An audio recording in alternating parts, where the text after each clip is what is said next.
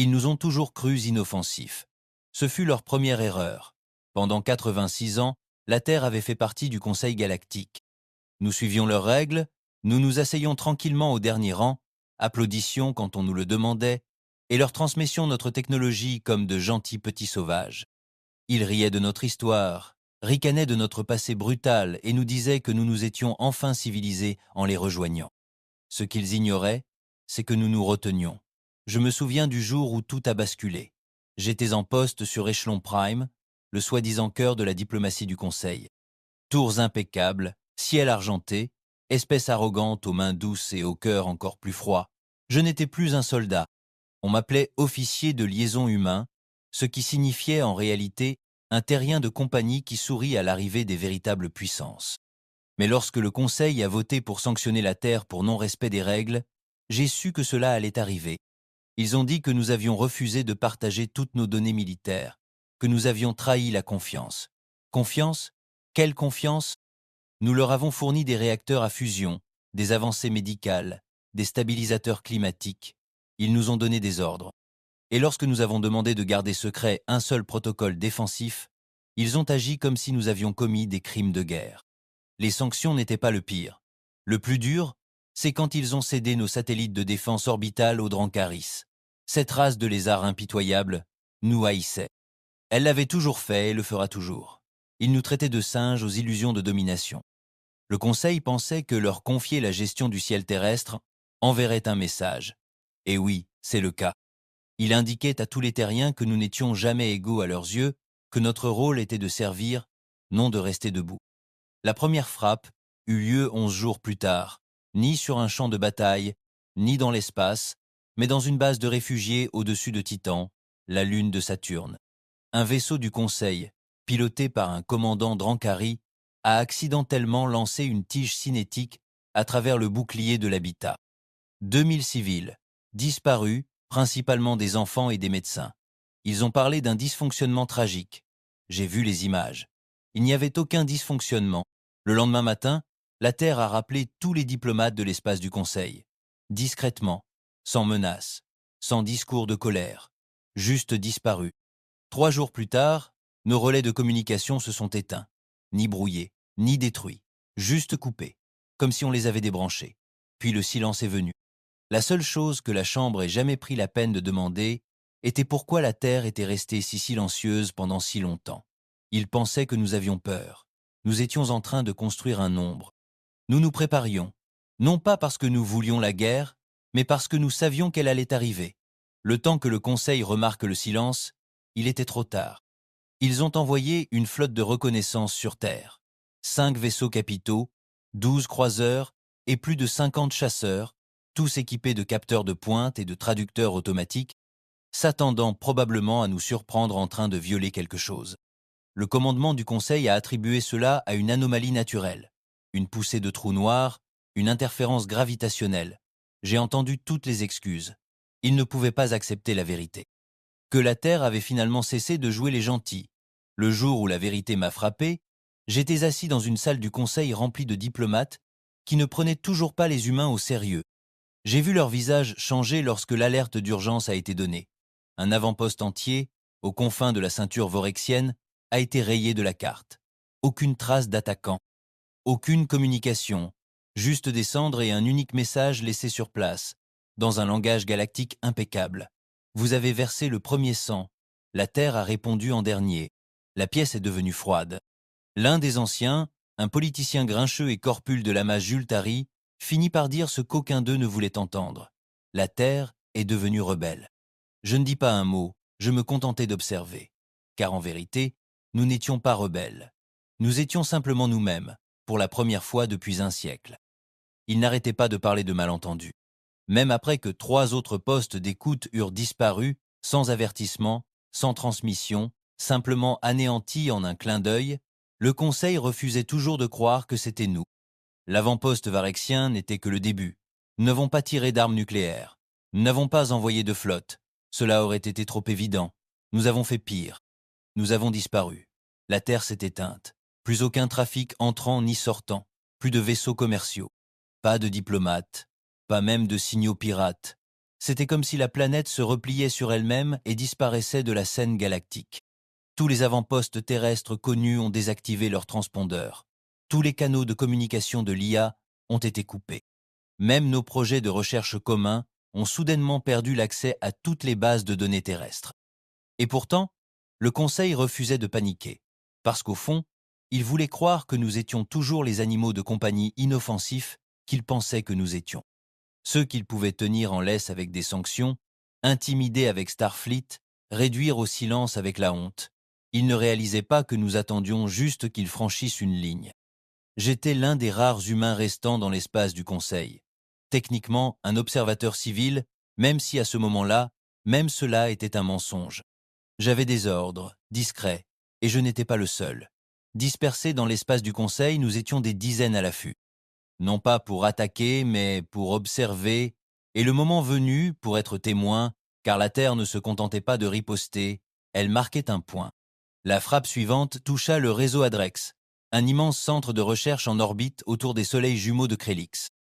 Il était protégé par 3 flottes, 30 grilles de défense automatisées et 8 sentinelles planétaires.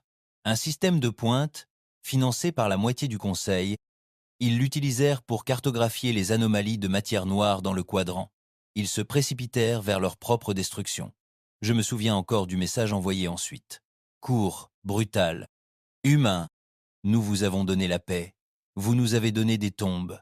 Le Conseil a convoqué une réunion d'urgence.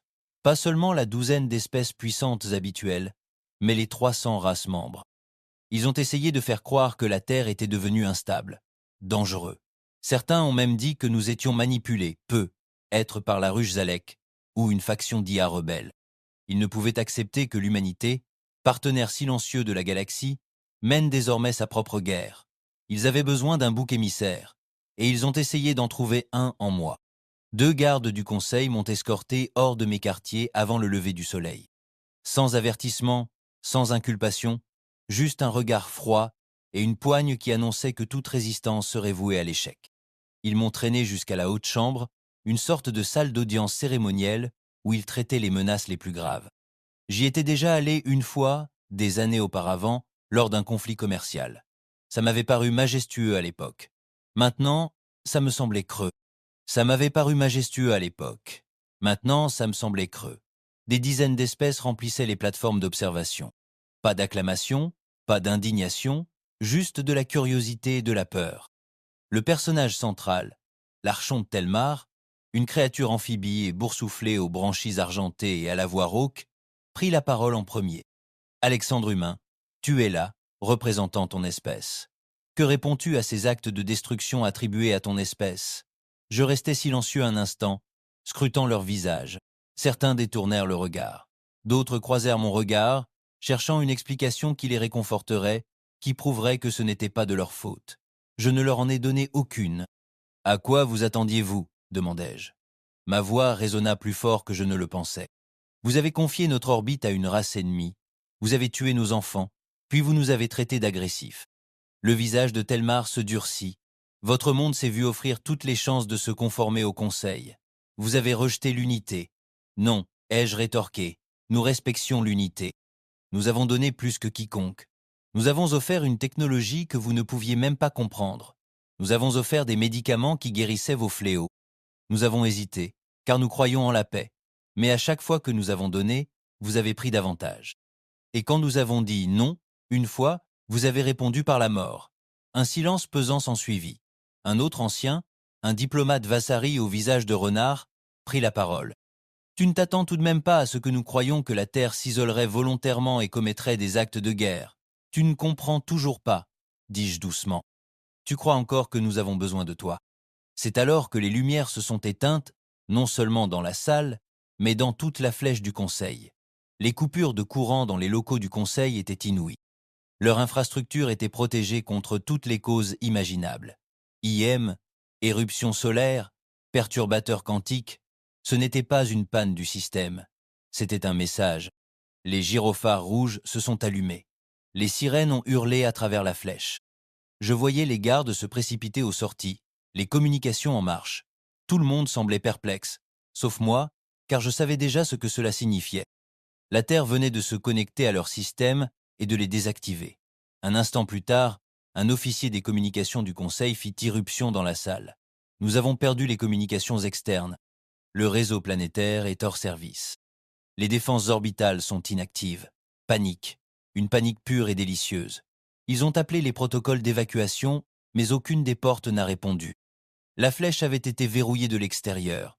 La Terre avait désactivé le centre de contrôle de la capitale galactique comme un interrupteur, et tout cela sans même tirer. Telmar m'a regardé avec quelque chose que je ne lui avais jamais vu auparavant. Une peur sincère. « Que demande votre gouvernement ?» demanda-t-il à voix basse. Je secouai la tête. « Vous ne comprenez toujours pas. Ce n'est pas une négociation. C'est la révélation. Pendant un siècle, vous avez cru que la Terre était devenue douce, civilisée. Vous pensiez que nous avions échangé notre feu contre du réconfort. Je m'avançai, et les gardes ne m'en empêchèrent pas. Ils étaient trop occupés à vérifier leurs armes inutiles. En vérité, nous t'avons vu tel que tu étais, décadent, arrogant et faible, et nous savions que tôt ou tard tu te retournerais contre nous. Alors nous nous sommes préparés, silencieusement, sans relâche. Et maintenant, j'ai souri. Maintenant tu vas voir qui nous sommes vraiment. L'écran derrière moi s'est allumé. Un autre échec, pensèrent-ils, jusqu'à ce qu'ils voient ce qui était diffusé. La Terre. Pas un flux en direct, un enregistrement. Des dizaines, des usines militaires, des armes orbitales qui n'avaient jamais existé sur aucun plan du Conseil. Des machines de guerre pilotées par IA qui faisaient passer leurs drones pour des jouets. Et le pire, le protocole ARC. Ils n'en avaient aucune idée, mais cela les effrayait. J'ai vu les espèces, les unes après les autres, réaliser que le pouvoir du Conseil n'avait jamais existé. On l'avait emprunté, volé, et la Terre avait cessé de prêter. Ce jour-là, la Terre n'avait pas envahi. Elle n'avait pas occupé, elle n'avait rien demandé. Elle avait juste levé le rideau et montré à la galaxie sa petitesse. Le message prit fin, et la chambre tomba dans un silence stupéfait. Personne ne parlait. Que pouvait-il dire?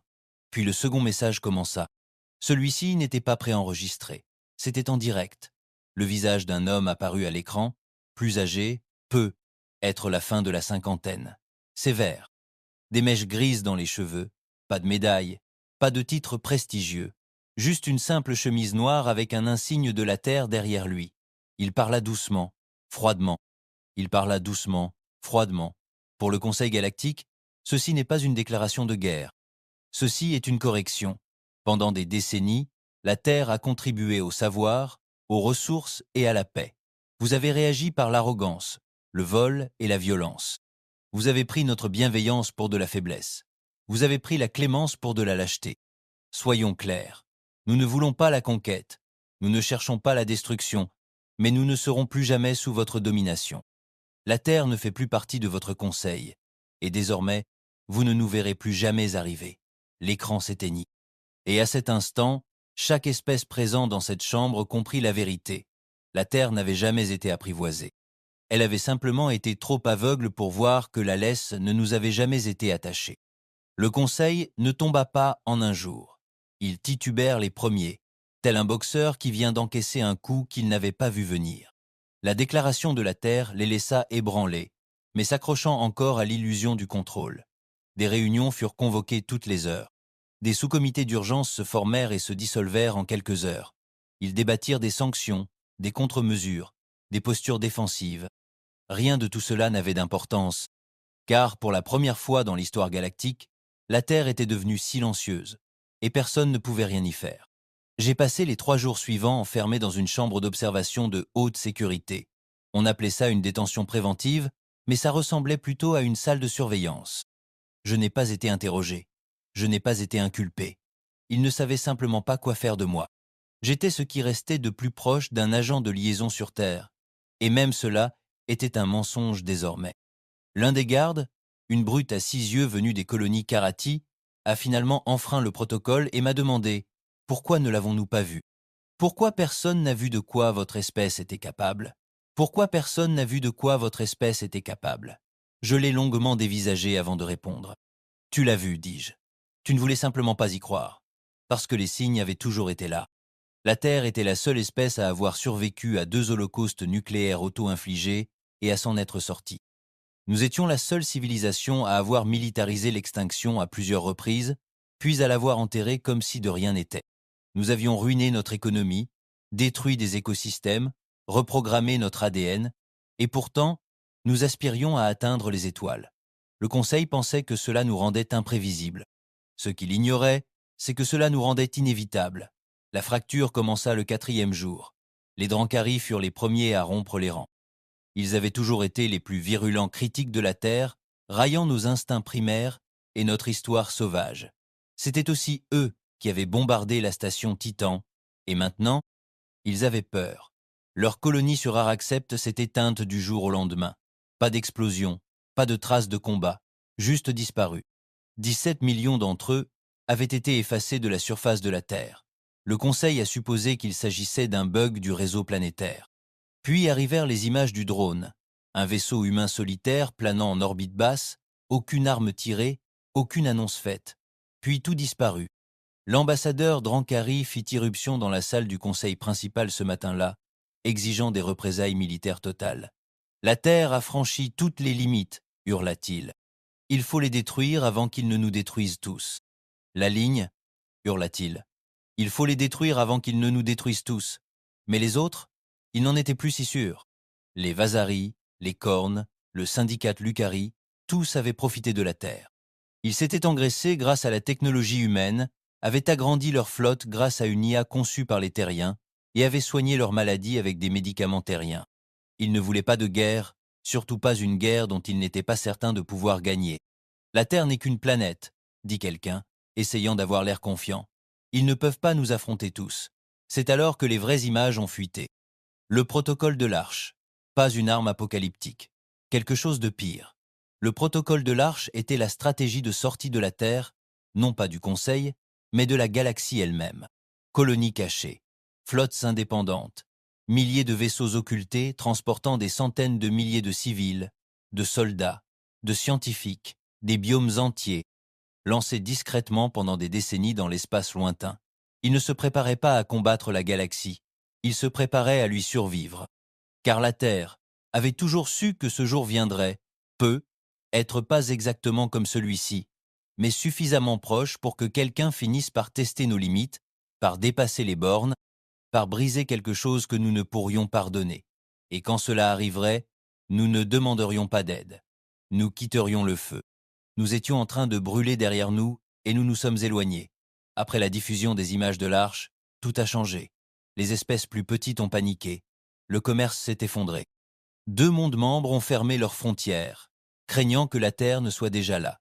Les clans bancaires ont gelé les transferts de crédits interstellaires, craignant une interférence humaine. La moitié des avant-postes près de Sol retira ses flottes, non pas pour combattre, mais pour fuir. C'était une confession silencieuse. En réalité, ils savaient que la Terre se retenait.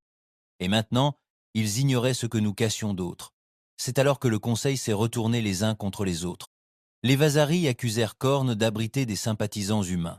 Les Jultari appelèrent à des frappes préventives sur tous les systèmes adjacents à Sol. Les Drankari commencèrent à attaquer les colonies périphériques en légitime défense, déclenchant des escarmouches frontalières qui ne s'étaient pas produites depuis un siècle. La paix avait toujours été fragile. La Terre n'était que le marteau qui brisait la vitre. J'ai observé le déroulement de la situation depuis une cellule froide et stérile. Pas de fenêtre, juste les flux d'informations et les alertes du conseil municipal. Je suis resté silencieux pendant des jours. Que pouvais-je dire? L'humanité n'avait pas commencé la guerre. Nous avions simplement cessé de prétendre que nous n'y parviendrions pas. Le 7e jour, quelqu'un est enfin venu me chercher. Pas un garde cette fois, pas un diplomate du conseil. Une femme, quoique pas humaine. Elle avait l'air humaine, si ce n'est que sa peau scintillait faiblement grâce au circuit de données intégré et que ses yeux clignotaient comme des images en direct. Hybride de maïs, mi-organique, mi-machine. Elle ne s'est pas présentée, elle a juste déverrouillé la porte et dit, puis verrouillé la porte et dit « Vous partez. Maintenant, ordre du conseil, par la terre, dit-elle. Ils extraient tous les biens restants. Vous êtes sur la liste. Je n'ai pas demandé comment ils m'avaient trouvé. Je n'ai pas demandé comment ils étaient encore entrés dans les systèmes du conseil. Parce que je le savais déjà. Elle m'a fait traverser des tunnels d'accès souterrains dont j'ignorais l'existence. C'était le chaos au-dessus, Bagarres, émeutes, rumeurs d'assassinat. La flèche s'effondrait sous sa propre paranoïa. Nous avons émergé dans un hangar que je n'avais jamais vu auparavant. Sombre, anonyme, complètement hors réseau. Et à l'intérieur se trouvait quelque chose qui n'avait rien à faire là. Une frégate humaine furtive, noire comme le pétrole, silencieuse comme la mort. « Sommes-nous les derniers ?» lui ai-je demandé en approchant. Elle ne m'a pas regardé. « Compte juste les derniers que tu verras. » En montant dans le vaisseau, je me suis arrêté et me suis retourné. « Tu crois que ça finit en guerre ?» ai-je demandé. Elle a incliné la tête, presque comme si elle écoutait quelque chose que je n'entendais pas. Puis elle a souri, un sourire amer et brisé. « C'était déjà le cas, a-t-elle dit. Tu ne l'as juste pas remarqué, car la Terre n'a pas tiré le premier coup. » La rampe s'est refermée derrière moi. Nous avons quitté l'orbite en silence. Des heures plus tard, la flèche du Conseil a explosé. Sans avertissement, aucun survivant. Une brèche de confinement déclenchée par des facteurs inconnus, disait-il. Mais la vérité, il n'y a pas eu de sabotage. Ils l'ont détruite eux-mêmes. Car après le message de la Terre, après la panne du système, après la fuite des données du protocole ARC, le Conseil savait qu'il n'était plus en sécurité, ni de nous, ni les uns des autres. L'institution même qu'ils avaient bâtie, la structure qui leur donnait le pouvoir, était devenue une cible. Et comme des lâches, ils ont fait ce que font tous les empires mourants. Ils ont brûlé les preuves et se sont enfuis. De retour à bord de la frégate, je me suis assis seul dans une pièce en métal froid, fixant un seul écran, attendant. Je ne savais pas qui me contacterait. Peu, être personne, être que c'était juste la fin. Mais ensuite, l'écran a clignoté et une voix a rempli la pièce. Pas un visage, juste une voix masculine calme, accent américain. Je crois familier mais distant. Tu as fait ton travail, la voix a dit masculine. Calme, accent américain, je crois. Familier mais distant. Vous avez fait votre travail, dit la voix. Ils ont vu ce que nous voulions qu'ils voient. J'ai hoché la tête. Tu crois qu'ils vont nous poursuivre ? Un silence. Ils vont y réfléchir. Puis ils se souviendront de ce qui est arrivé aux colonies Drancari, et ils y réfléchiront à nouveau. J'ai baissé les yeux. Mes mains tremblaient encore. Et maintenant, un autre silence. Puis la voix répondit. Maintenant nous disparaissons. Qu'ils se battent entre eux. Que la galaxie brûle si elle le veut. La Terre leur a donné un siècle de paix. Ils l'ont gâché. Et nous ? Demandai-je.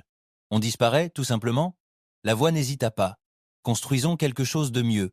Puis l'écran s'éteignit. Et pour la première fois de ma vie, j'ai ressenti ce qu'ils ont dû ressentir lorsqu'ils nous ont vus renaître des cendres de notre propre extinction. La peur. Pas de la guerre. Pas de la mort. Mais de ce qui arrivera quand l'humanité décidera enfin d'en avoir fini avec la gentillesse. Les étoiles semblaient différentes maintenant. Ni plus brillantes, ni plus sombres. Juste plus vides. Du pont de la frégate furtive, je fixais le silence de l'espace profond, essayant de saisir l'ampleur de ce qui venait de se passer. Le Conseil galactique, un empire qui avait régné sur la moitié de la galaxie connue pendant des siècles, s'effondrait. Non pas parce que nous avions bombardé leur capitale ou utilisé des superarmes. Nous avions fait pire. Nous les avions rendus inutiles. L'humanité avait quitté la scène, et la galaxie entière ne savait plus quoi faire sans nous. Je n'avais pas parlé à un autre humain depuis plus d'une semaine. Le vaisseau était A. Je m'en vais. Pas d'équipage. Efficace, silencieux, clinique, juste moi et le bourdonnement des systèmes qui répondaient plus aux pensées qu'aux mots. C'était solitaire. Mais bon, la solitude était quelque chose que nous avions maîtrisé bien avant les voyages spatiaux. La Terre était seule depuis le début. Nous étions habitués à l'isolement. Nous y avons grandi. L'IA m'a finalement alerté le 10 jours. Approche d'Arc Nexus 3. Préparation à la transition. Je me suis penché en avant. Confirmation de l'origine. Est-ce la nôtre ? Nexus 3 a été établi sous le protocole Noir Alpha. Origine terrestre.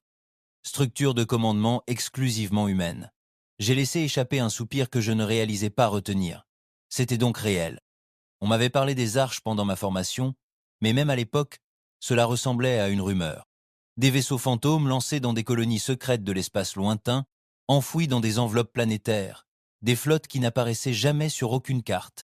La Terre avait dispersé ses survivants comme des graines dans le vent, attendant, observant, prêtes à germer si les choses tournaient mal. Et maintenant, ces graines se réveillaient. Le vaisseau traversa un nuage d'électricité statique, dépassant une lune leurre qui protégeait une anomalie gravitationnelle. Puis, sans prévenir, l'espace se déchira, sans violence, silencieusement, comme un rideau tiré. Derrière lui se trouvait une station de la taille d'une petite planète, métal noir, sans lumière, sans signal, jusqu'à ce que nous nous en approchions. Puis elle s'illumina comme un battement de cœur. Nexus 3, maison. L'intérieur de l'arche ressemblait moins à une station qu'à un bunker construit par des fous et des visionnaires. Chaque couloir était blindé de blindages cinétiques. Chaque pièce pouvait se transformer en un écrin de combat en quelques secondes. Les armes étaient partout, intégrées au mur, dissimulées au sol, voire encastrées au plafond. La technologie civile fusionnait avec la conception guerrière, comme si quelqu'un avait construit un paradis et l'avait manipulé pour qu'il explose au cas où. Et pourtant, c'était beau, calme, propre, contrôlé, efficace, comme la Terre avant qu'on commence à jouer les diplomates. J'ai été accueilli par un homme qui semblait ne pas avoir dormi depuis des semaines. Émacié, la quarantaine, coupe de cheveux militaire, bras comme des câbles d'acier, pas de badge, pas de grade. Il m'a juste fait un signe de tête et m'a dit « Vous êtes en retard ». Le vaisseau a pris le chemin le plus long, et je dis « Il a esquissé un sourire qui n'a pas effleuré ses yeux. Tout prend le chemin le plus long, maintenant. Allez ». Il me conduisit à une salle de débriefing. Simple, circulaire, sans fenêtre. À l'intérieur, il y avait 6 autres personnes. Tous humains, tous au regard perçant, silencieux, endurcis.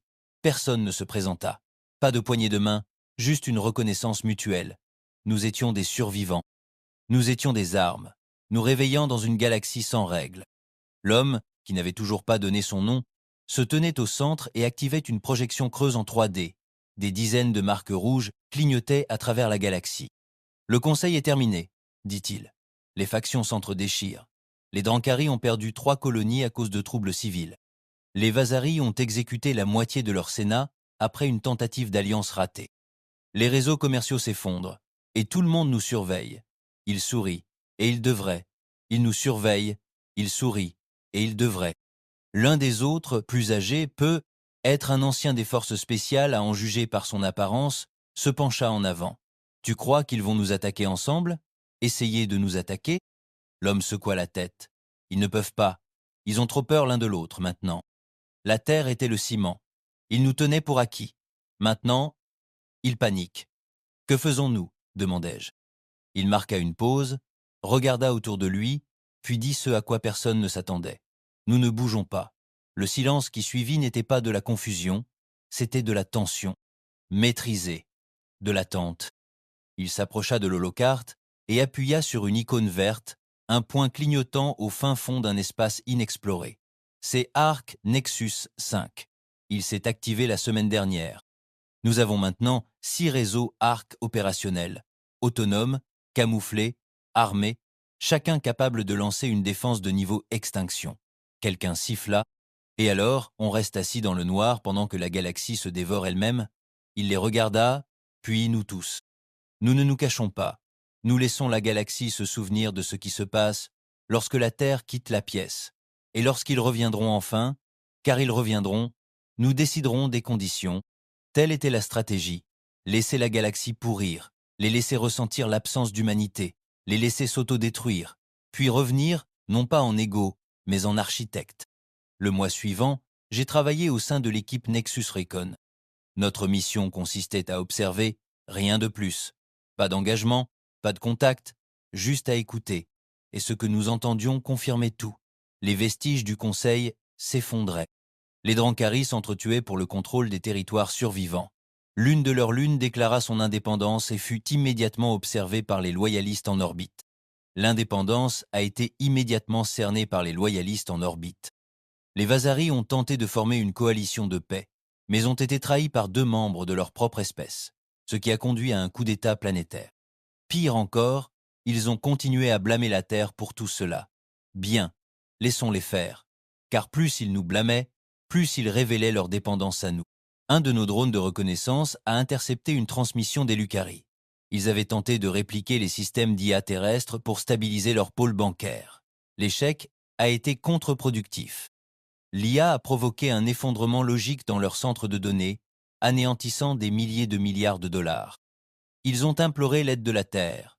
Aucune réponse. Et plus nous restions silencieux, plus ils devenaient désespérés. Au troisième mois, 3 espèces majeures avaient commencé à diffuser ouvertement des messages dans l'espace lointain. Terre, nous sommes prêts à parler. Humanité, le Conseil n'est plus. Nous recherchons une alliance. Parlons. Humanité, le Conseil n'est plus. Nous recherchons une alliance. Nous reconnaissons nos erreurs. Nous implorons votre retour. Cela aurait été drôle si ce n'était pas si pathétique. Ils n'ont jamais appris. Ils pensaient encore que la Terre n'était qu'un acteur parmi d'autres. Ce qu'ils ne comprenaient pas, c'est que la Terre ne jouait jamais leur jeu. Nous, on avait juste observé. Et maintenant, on construisait le nôtre. Une nuit, je fus à nouveau convoqué par le commandant anonyme. Cette fois, il avait l'air différent, plus vieux, en quelque sorte, épuisé. Il me tendit une tablette de données. « Nouvelle mission », dit-il. « Tu retournes. » « Tu retournes. » Je l'ai regardé fixement. « Où retourner ?»« Au conseil. » J'ai cligné des yeux. « Tu as juste dit, pas en tant que diplomate. » Comme un rappel. Il a tapoté l'ardoise. Une liste de coordonnées, des noms, l'emplacement des figures clés survivantes du Conseil, des dirigeants, des scientifiques, des chefs militaires. Certains tentent de reconstruire le Conseil. Discrètement, derrière des portes closes, même hiérarchie, même arrogance. On ne les arrêtera pas. Pourquoi pas? Il sourit de nouveau. Freud, discret. Parce qu'on veut qu'ils se reconstruisent. Et puis on prend. C'était le dernier coup de la Terre. Laissons la galaxie se reconstruire. Juste assez pour tenir. Et puis on prend. C'était le dernier coup de la Terre. Laissons la galaxie se reconstituer. Juste assez pour tenir. Puis prenons-la, non par les armes, mais par la présence, le contrôle, discrètement, stratégiquement. Nous serions devenus l'ombre derrière chaque accord commercial, l'architecte de chaque traité, le fantôme de chaque système planétaire. Nous n'étions plus là pour faire partie de la galaxie, dans chaque système planétaire. Nous n'étions plus là pour faire partie de la galaxie. Nous étions là pour la posséder. Alors j'ai accepté la mission. De retour dans l'espace du Conseil, de retour dans les ruines d'un empire qui se moquait autrefois de la Terre. J'ai marché parmi eux comme un fantôme. Pas de badge, pas d'annonce, juste des yeux et des oreilles. Et partout où j'allais, je voyais la même chose, la peur. Ils murmuraient le nom de la Terre comme si c'était un dieu ou une malédiction. Certains nous rendaient responsables de tout, d'autres imploraient notre retour. Mais aucun d'eux n'osait brandir une arme. Car ils le savaient tous désormais. L'humanité n'a jamais été civilisée. Nous étions simplement polis. Et nous avions cessé de l'être dès qu'ils ont cru pouvoir nous contrôler.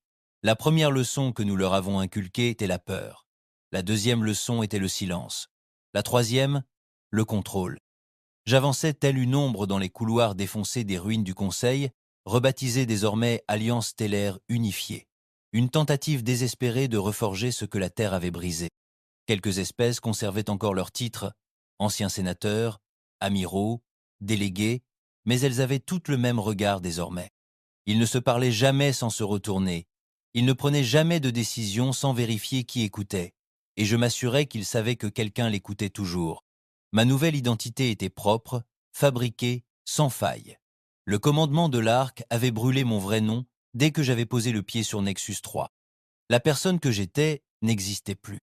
J'étais désormais consultant technique indépendant, issu d'un petit système frontalier, parlant couramment 6 dialectes, titulaire d'une licence en logistique, stratégie et infrastructure d'IA. Le genre de personne que personne ne remarquait, jusqu'à ce qu'un mauvais système tombe en panne au pire moment. Puis ils m'écoutaient, et je veillais à ce que ce qu'ils entendaient soit toujours suffisant pour les maintenir dépendants. Je me suis d'abord impliqué dans le projet de régénération des Lucari, une tentative maladroite de stabiliser les routes commerciales interstellaires après l'effondrement du réseau bancaire central. Ils étaient désespérés, affamés, s'accrochant aux derniers fragments des systèmes d'IA terrestres, dont la plupart étaient à peine compris. Ils ignoraient que j'avais contribué à leur conception 10 ans plus tôt. J'ignorais que la Terre les avait construits avec des pièges et des portes dérobées. Je ne savais pas que je pouvais faire exploser leur monnaie en 10 secondes d'un simple coup neuronal. Au lieu de cela, ils imploraient mon aide. Impossible de synchroniser la chaîne adaptative à travers le quadrant, m'a dit un soir leur responsable des systèmes, les mains tremblantes au-dessus d'une console lumineuse. Chaque fois qu'on stabilise un secteur, un autre s'effondre. C'est comme si cette fiche chose était infectée. J'ai souri. Elle n'est pas infectée. Elle meurt de faim. Je me suis penché plus près. Il lui manque le contexte. Ces systèmes ont été conçus pour fonctionner en parallèle avec l'architecture cognitive humaine. Sans surveillance humaine, ils deviennent instables. Mais on ne peut pas récupérer la Terre. Tu n'as pas besoin de la Terre, ai-je menti. Tu as besoin de gens comme moi. Il m'a regardé comme si j'étais le salut même. Et d'un seul coup, l'étau s'est resserré. En 2 semaines, j'avais accès à 63% de l'infrastructure du projet de régénération. Chaque transaction de crédit, chaque échange de ressources, chaque manifeste d'expédition. J'ai réécrit les protocoles en arrière-plan. De petits changements, rien de spectaculaire, du genre qu'on ne remarque que trop tard. Chaque fois qu'ils corrigeaient un bug, cela en créait un autre ailleurs. Chaque fois qu'ils essayaient d'optimiser le système, il fallait juste un peu plus de mon aide. Et chaque fois qu'ils me rappelaient, ils me confiaient un peu plus de contrôle. Je n'étais pas le seul. Sur les anciens territoires du Conseil, les agents terriens se déplaçaient comme de la fumée. Ingénieurs, conseillers, consultants, jamais soldats, jamais armés, cela aurait été trop évident. Non, nous leur proposions des solutions, paix, stabilité, conseil. Et ils les ont dévorés comme des chiens affamés. Car, alors qu'ils avaient passé le siècle dernier à nous traiter comme des primitifs sauvages doués pour la guerre, nous les avions étudiés, compris leur psychologie, cartographié leurs faiblesses, leur fierté, leur paranoïa. Nous n'avions pas besoin de flotte pour les conquérir. Nous avions juste besoin d'un accès. J'ai eu mon premier aperçu de la nouvelle salle du Conseil lors d'un sommet sur Veltrix Prime. Ils l'appelaient la coalition de la prospérité partagée, comme si renommer ce désordre effacerait l'odeur d'échec. La salle était désormais plus petite, moins formelle, moins d'espèces y étaient représentées. La plupart des anciennes puissances s'étaient effondrées ou s'étaient complètement retirées. Je n'étais pas autorisé à entrer, bien sûr, pas officiellement, mais je n'en avais pas besoin. Pas officiellement, mais je n'en avais pas besoin. Les systèmes de contrôle environnemental de la Chambre étaient connectés à un réseau logistique que j'avais contribué à stabiliser. Cela signifiait que je pouvais tout entendre. Chaque conversation, chaque pot de vin, chaque négociation empreinte de peur. Et c'est là que j'entendis cette phrase pour la première fois. Il faudrait demander à la terre. Elle venait d'une ministre de la Vaserie, la voix basse mais lourde d'épuisement. Les autres ne protestèrent pas. Pas un seul. Pas même le représentant des Drankari. Ce qu'il en restait, en tout cas. Il hocha simplement la tête et murmura « S'ils écoutent encore ». Ils priaient tous pour que nous les écoutions encore, et j'ai fait en sorte qu'ils le sachent. J'ai divulgué un mémo 3 jours plus tard. Pas officiellement, bien sûr. Juste une simple transmission, relayée par une douzaine de relais masqués, soigneusement formulés pour ne pas être entendus. La Terre n'est pas intéressée par un retour à l'adhésion complète. Cependant, la Terre est prête à soutenir des efforts de stabilisation indépendants par l'intermédiaire d'intermédiaires humains expérimentés. Une simple phrase. Mais tout a changé. Soudain, les demandes ont afflué. Conseillers, médiateurs, analystes d'infrastructures, spécialistes du réseau énergétique, ni soldats, ni diplomates, ni agents. La Terre était désormais l'empire invisible, notre influence omniprésente, notre visage introuvable. De retour sur Nexus 3, je fis mon rapport au commandant dans l'une des salles obscures de l'arche. Même regard gris, même expression indéchiffrable. Il examina mes mises à jour sans parler. Je sentais son esprit analyser les données plus vite que n'importe quel IA du Conseil. Au bout d'un moment, il parla. « Vous voyez ce qui se passe ?»« Ouais, dis-je. Ils reviennent en rampant, un par un. Ils croient embaucher. En fait, ils louent leur souveraineté. J'ai souri, et ils ne sauront qu'ils l'ont vendue que lorsqu'elle sera déjà partie. » Il s'est penché en avant. « Tu le sens déjà ? Tu sens quoi ?» Il s'est tapoté la poitrine. « Le changement. Je n'ai pas répondu tout de suite, mais je l'ai senti. Au début, cette mission était une vengeance. Mais je l'ai ressenti. Au début, cette mission était une vengeance. Leur faire payer pour Titan, pour les enfants, pour les mensonges, pour les sanctions, pour la façon dont ils ont fait ramper l'humanité en lui volant tout ce qu'on leur avait donné. Mais maintenant, c'était plus que ça. Ce n'était pas seulement une punition, c'était l'évolution. La Terre avait cessé de chercher à s'adapter au moule de la galaxie. Nous le façonnions désormais à notre image. Au cours de l'année suivante, la Terre a redéfini l'ordre galactique. Sans une seule déclaration officielle, sans un seul mouvement de flotte. Nous contrôlions les routes commerciales en les entretenant. Nous avons surveillé les communications en réparant de vieux satellites. Nous avons assuré la sécurité en améliorant les réseaux de défense. Et la galaxie nous a guidés, car la peur est un puissant moteur. Et l'espoir? L'espoir est encore plus dangereux. Ils espéraient que nous serions cléments, espéraient que nous serions différents cette fois, espéraient que notre silence signifiait que nous ne les regardions pas échouer. Mais c'était le cas. À chaque pas, chaque mot, chaque trahison, nous étions là. Et bientôt la phrase résonna plus fort. Dans les réunions, à la radio, sur les marchés, demandez à la Terre. Ils se nommaient eux-mêmes le pacte Araxis, une espèce mineure, en réalité. À l'époque du Vieux Conseil, il n'était qu'une simple note de bas de page. Petit groupe de planètes, fier de sa culture, sans réelle puissance militaire. Leur contribution était modeste, ils demandaient moins. La Terre leur avait offert la technologie après la guerre, des réparations d'infrastructures, des sauvegardes de systèmes. Ils ont tout décliné. Au début, cela n'avait aucune importance. Toutes les espèces n'ont pas accueilli notre aide favorablement. Nous ne distribuions pas de tracts ni n'offrions d'amitié. Nous proposions la stabilité, le contrôle. On pouvait l'accepter et survivre, ou le rejeter et pourrir. Les Araxis, eux, ont fait différemment. Ils n'ont pas pourri, ils ont prospéré, sans la Terre. Ils ont reconstruit manuellement leurs systèmes endommagés. Ils ont restructuré leur économie sans exploiter les marchés terriens dirigés par les Lucari. Ils ont ignoré les protocoles de régénération, allant même jusqu'à bloquer les voies de données liées à l'arc. Dans une galaxie brisée qui se remettait sur pied, des voies de données. Dans une galaxie brisée qui se remettait sur pied, les Araxis se tenaient seuls et s'assuraient que nous les voyions. Cela les rendait dangereux, non pas parce qu'ils étaient forts, mais parce qu'ils étaient la preuve qu'il était possible de dire non à la Terre et de survivre. Ce genre de défi était contagieux, et nous ne pouvions pas le permettre. J'ai été envoyé sous couverture, sans armes ni soldats, avec le sourire, comme d'habitude. Ma nouvelle identité était diplomatique cette fois.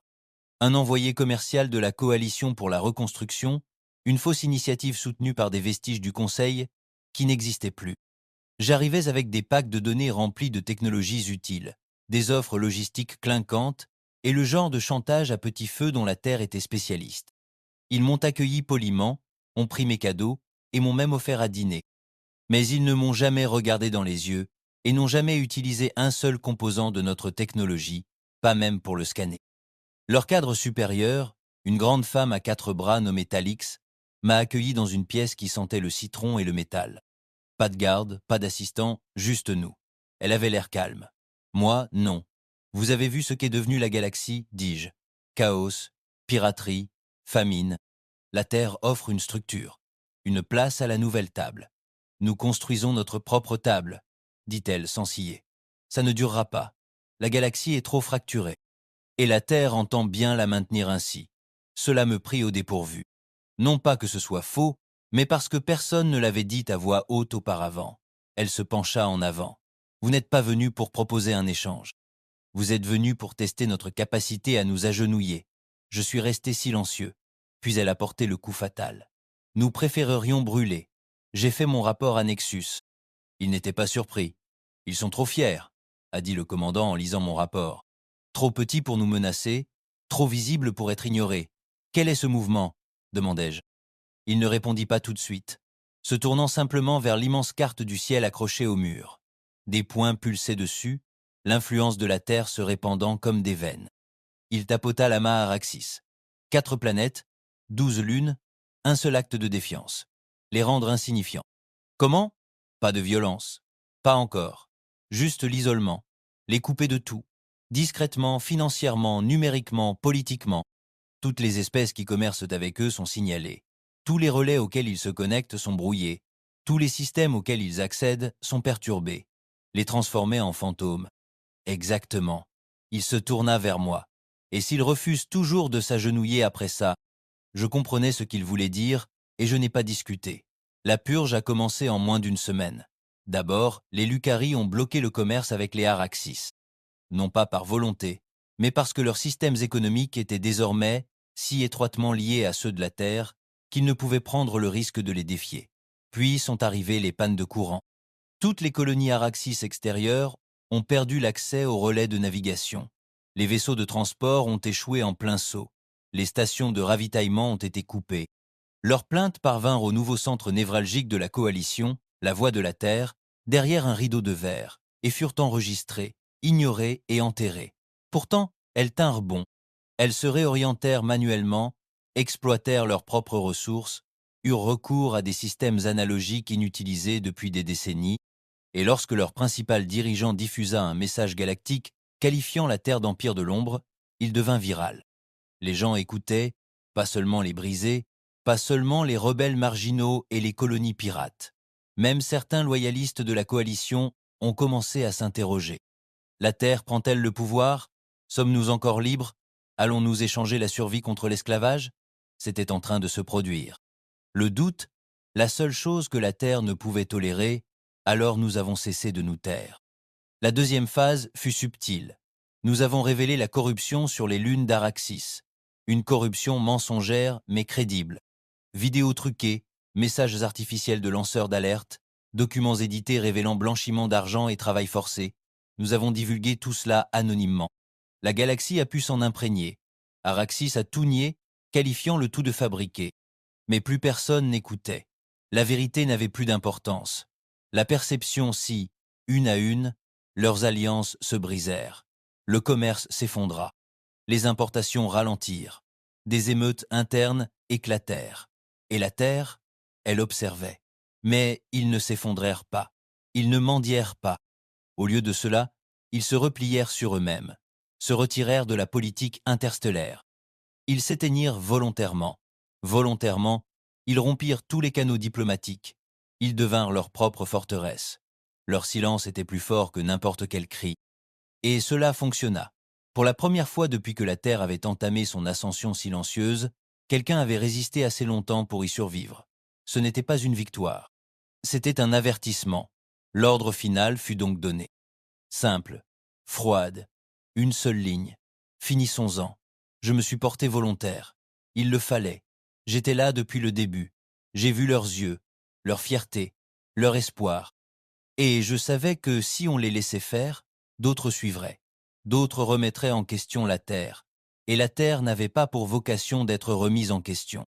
Je suis arrivé au milieu d'une éclipse solaire, un moment poétique. Une ombre prenant le pas sur la lumière. La chambre principale des Araxis était vide, abandonnée des heures avant mon atterrissage. Ils savaient, ils attendaient. J'ai trouvé le premier exécutif Talix sur la plateforme d'observation de la tour de leur capitale. Mêmes yeux calmes, même voix. Tu n'es pas là pour négocier? Non. Tu n'es pas là pour me tuer non plus? Non. Elle se tourna vers le paysage. Tu es là pour nous effacer. Elle n'avait pas peur, même pas amère, juste fatiguée. Tu as tenu plus longtemps que quiconque. J'ai dit que tu t'étais levé quand d'autres t'ont supplié, et ça n'a rien changé, ça a tout changé. Elle s'est retournée vers moi. Sa voix était un murmure. Ils viendront te chercher un jour. J'ai secoué la tête. Numéro, on ne leur laisse plus le temps de construire des rêves. Nous n'avons pas largué de bombes, ni tiré de missiles. Nous les avons enterrés dans le silence. En 48 heures, chaque système Araxis a été signalé comme zone de quarantaine.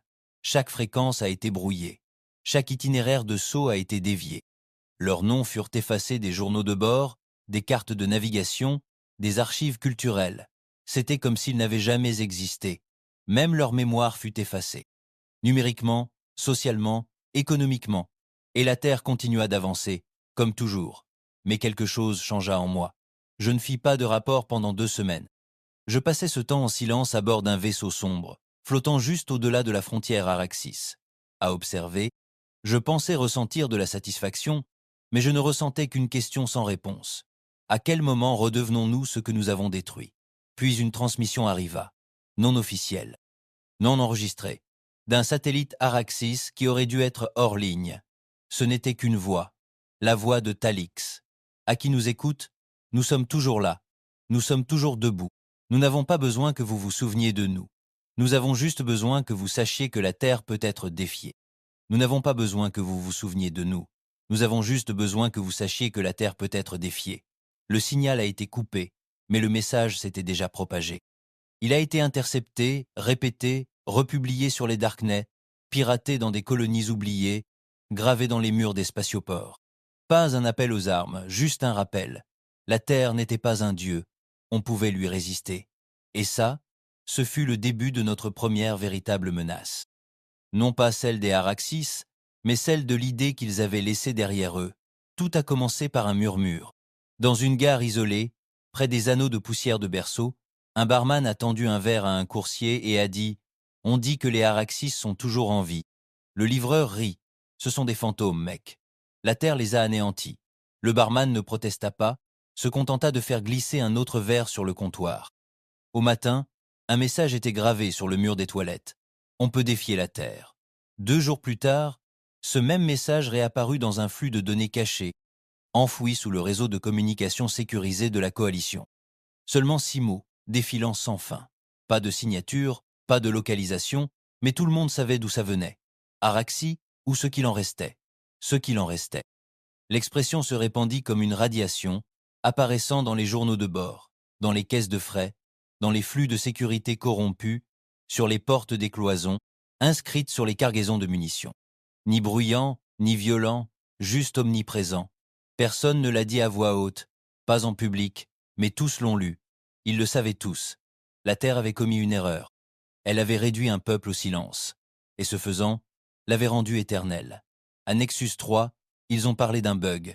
À Nexus 5, d'un problème psychologique. Mais à Nexus 1, le cœur de l'arc, le commandement ne parlait pas du tout. Ils ont juste écouté. Et ils ont observé. Au 2e mois, 6 colonies mineures qui avaient demandé le soutien de la Terre ont discrètement retiré leur demande, sans raison officielle. Pas de communiqué de presse, juste des retraits. Au 3e mois, 2 sociétés écrans de la Terre ont été attaquées. Des cyberattaques de petite envergure. Rien de grave, mais elles ont laissé des messages. Vous n'êtes pas invisible. Ce n'est pas votre galaxie. Nous nous souvenons. Les noms associés aux attaques étaient des pseudonymes, mais le code, il était signé Araxis. D'une manière ou d'une autre, au milieu de cet isolement total, ils avaient trouvé un moyen de communiquer avec la galaxie. Et pire encore, la galaxie commençait à me répondre. J'ai été de nouveau intégré au commandement de l'arc. Même pièce froide, même lumière. Mais le commandant n'était pas seul cette fois. Il y avait 5 autres personnes, des hommes et des femmes que je n'avais jamais vus auparavant. Net, concentrés, le genre de personnes qui ne clignent pas des yeux sans ordre. Nous entamons la phase oméga, dit le commandant. Le confinement ne suffit pas. L'influence ne suffit pas. Quelle est la mission ? Demandai-je. Il tourna l'holocarte vers moi. Des lueurs rouges clignotèrent dessus. Des colonies bénéficiant d'une sympathie accrue pour Eraxi, des routes commerciales désormais considérées comme instables, des stations où l'activité pirate était en hausse, des dissensions politiques ou une soudaine indépendance technologique. Ces systèmes ne nous rejettent pas par haine, dit-il. Ils nous rejettent parce que, pour la première fois, ils pensent que c'est possible. Et ça l'est, murmura l'un des autres. Tout le monde se tourna vers lui. Il ne broncha pas.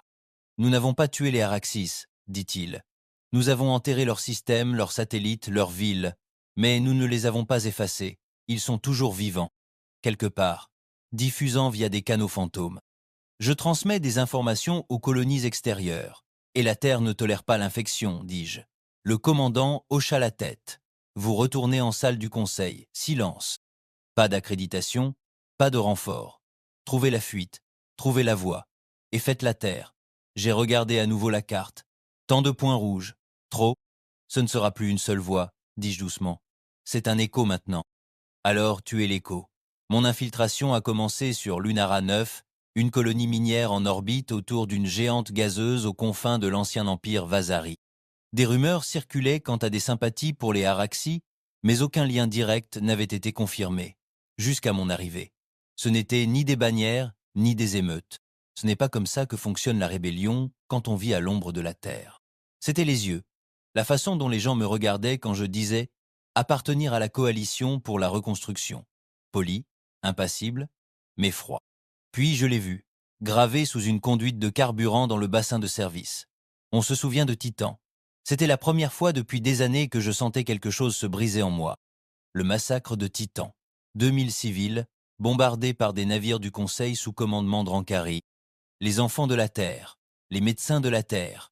Ils étaient morts en silence, et la Terre avait attendu, construit, brûlé la galaxie pour cela. Mais quelqu'un d'autre, quelqu'un d'oublié, avait aussi porté ce nom, Titan n'avait pas été effacé. On s'en était souvenu. Non pas par la Terre, mais par Araxis. La cellule rebelle de Lunara 9 était petite. Attention, ils ne s'organisaient pas ouvertement, ne manifestaient pas. Ils imprimaient des livres, de vrais livres, des pages, de l'encre, introuvables. L'un d'eux m'est parvenu des mains d'un coursier qui me prenait pour l'un d'eux. Juste un mince volume, sans auteur. Le titre, Quand la terre a clignoté, je l'ai lu d'une traite. Il n'accusait pas la terre, ne criait pas. Il posait juste des questions. À quoi ressemble la paix tenue sous la menace d'une arme? Si une espèce doit sacrifier sa voix pour survivre, a-t-elle vraiment survécu? Peut-on aimer son sauveur tout en le craignant? La dernière page ne contenait qu'une seule phrase. Le silence de la terre était le son le plus fort que nous ayons jamais entendu. J'ai fixé cette ligne des heures, puis j'ai brûlé le livre. Non pas par désir, mais parce que j'en comprenais la puissance. Les mots devenaient des armes, et la terre saignait de 1000 coupures de papier. Le commandement voulait des noms, des emplacements, des cartes des mouvements de résistance. Ils m'envoyèrent plus loin. Station Krell, Durat Prime, ceinture de Sundiv. Partout où j'allais, le même message résonnait. Nous ne sommes pas ennemis, mais nous ne sommes pas à vous. Et à chaque écho, l'emprise de la terre se relâchait. Pas d'un coup, pas en flammes, mais dans des replis silencieux, dans des secteurs qui n'ont pas réagi assez vite, chez des conseillers du Conseil qui ont disparu, chez des agents de l'Arc qui ont soudainement disparu. Ce n'était pas un effondrement, c'était de l'érosion, et personne ne l'arrêtait, pas même moi, parce que quelque chose avait commencé à changer en moi. Je croyais à la domination de la Terre, à la logique de notre vengeance, notre silence, notre froide emprise. Mais maintenant, j'avais vu ce que la Terre avait négligé, le feu qu'elle redoutait. Ce n'était pas une rébellion, c'était un souvenir. Nous avions effacé les planètes des Arax, mais pas la vérité. Finalement, je les ai trouvées, ou peu, êtres m'ont-ils trouvé. C'était sur la tombe de Vossé, une colonie d'astéroïdes rebelles hors de l'espace légal. J'ai suivi un signal, codé par un fantôme, rebondissant sur une douzaine de relais abandonnés. Je m'attendais à une cachette. Ce que j'ai trouvé, c'était un sanctuaire. Pas d'armes, pas de gardes, juste des gens, des dizaines, peu, être des centaines. Des ingénieurs, des professeurs, des réfugiés, certains anciens du Conseil, d'autres de la coalition. L'un d'eux était Araxis.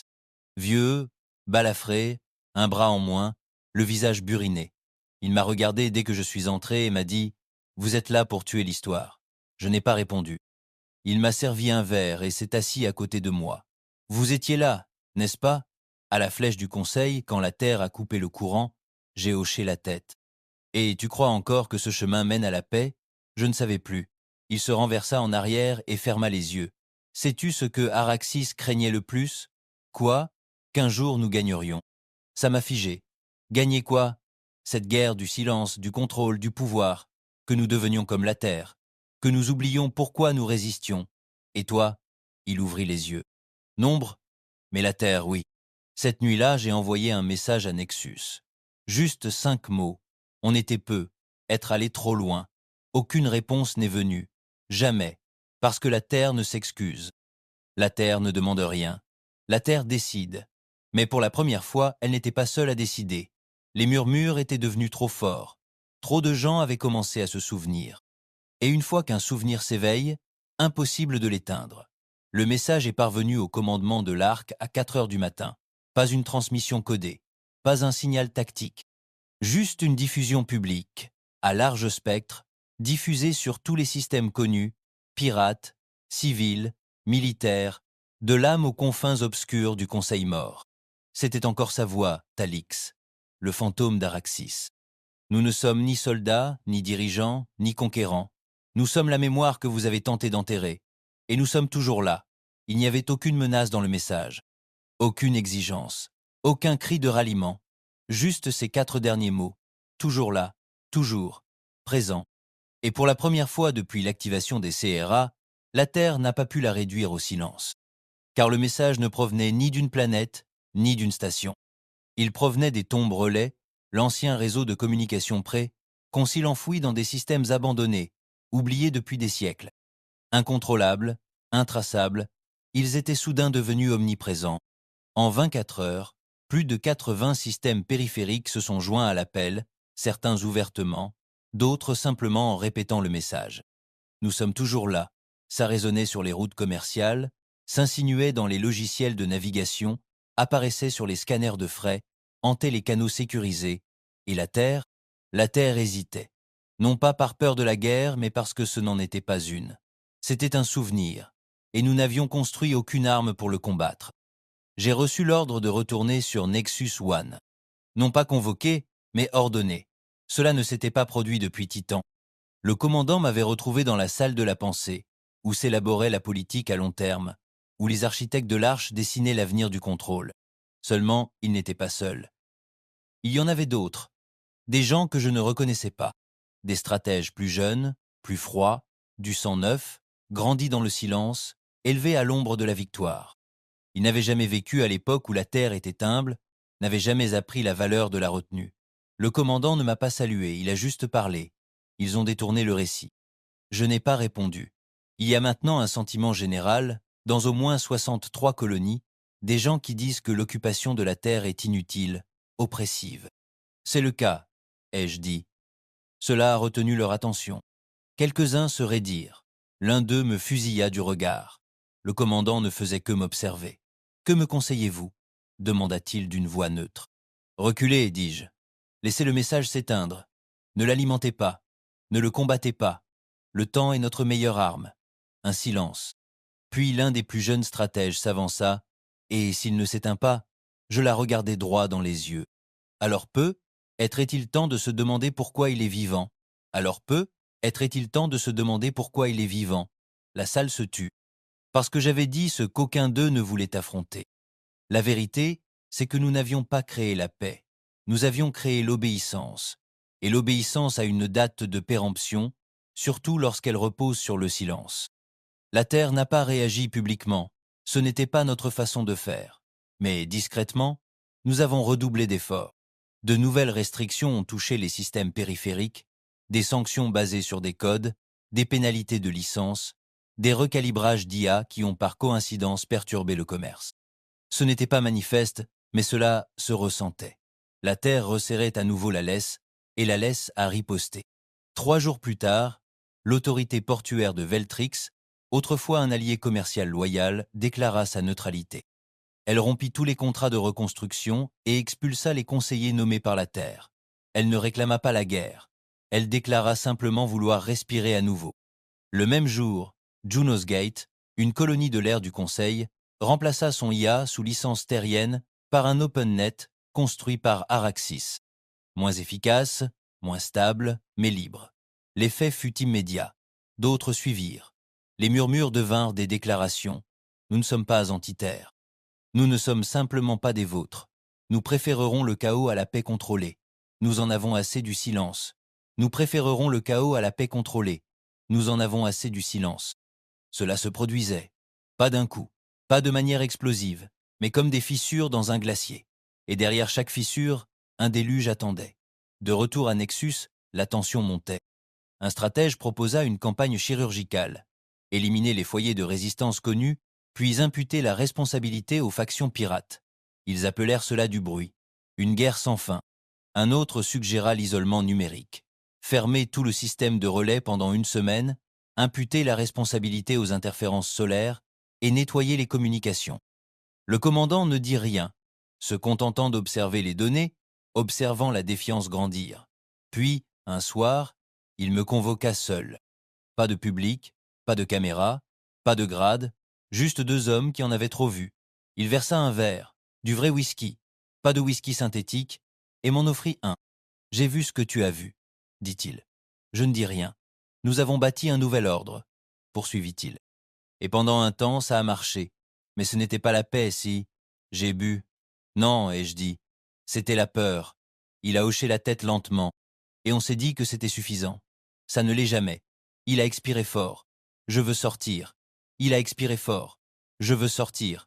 Ça m'a arrêté. Vos ordres. Plus maintenant. Je leur ai donné ma démission hier. Ils ne l'accepteront pas. Je n'ai rien demandé. Il termina son verre, puis me regarda dans les yeux.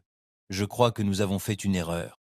J'ai hoché la tête une fois, Et pour la première fois depuis la chute du Conseil, j'ai vu le doute chez l'homme le plus inébranlable de la Terre. Le lendemain matin, il était mort, sabrisé, enregistré comme dysfonctionnement du système. Mais nous savions tous les deux que ce n'était pas le cas. Quelqu'un avait finalement accepté sa démission. Ce fut le tournant pour moi. Ni l'émission de Talix, ni le message, ni même le murmure d'une rébellion. C'était cette purge silencieuse. Ce rappel.